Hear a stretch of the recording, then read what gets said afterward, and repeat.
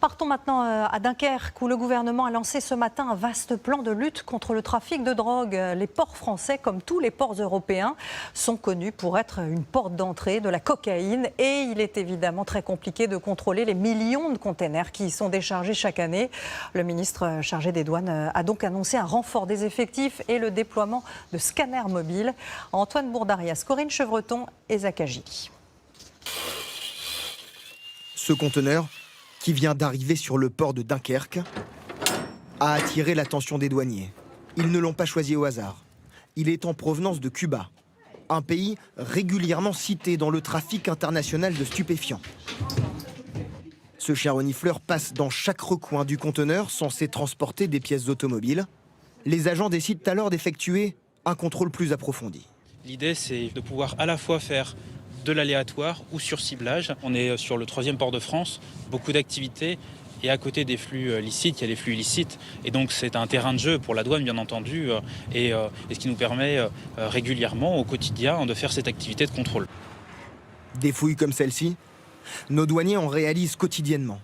Et le gouvernement vient d'annoncer des renforts pour leur venir en aide.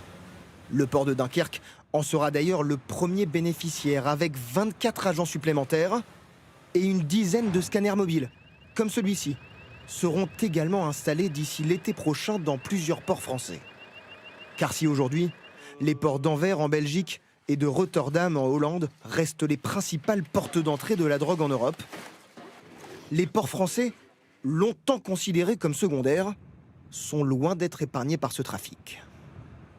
Les trafiquants choisissent les ports en fonction des opportunités. Par exemple, les contrôles. Est-ce qu'il y a beaucoup de contrôles dans un port? Est-ce qu'il y a beaucoup de marchandises? Parce que s'il y a beaucoup de circulation, on peut cacher plus de produits illégaux. Et la France peut être dans une situation intéressante si on contrôle plus dans les ports belges et néerlandais depuis quelque temps. Ça devient une nouvelle route appréciée des narcotrafiquants. En attestent les saisies, toujours plus importantes, réalisées par les douaniers. 95 kilos de cocaïne à Marseille en mai dernier, 109 kilos en janvier sur le port du Havre, ou encore cette prise exceptionnelle en 2021 à Dunkerque, 416 kilos de cocaïne cachée dans ces cartons de bananes. Dans cette lutte, les douaniers doivent continuellement s'adapter. Allez, en avant! Sur ces images, tournées l'été dernier, des plongeurs inspectent minutieusement chaque cavité sous la coque d'un cargo. Les narcotrafiquants y cachent souvent leurs marchandises.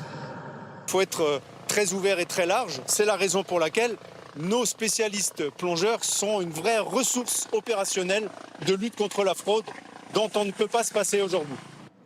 L'année dernière, 157 tonnes de drogue ont été interceptées sur le sol français. 80% de ces saisies sont arrivées par voie maritime.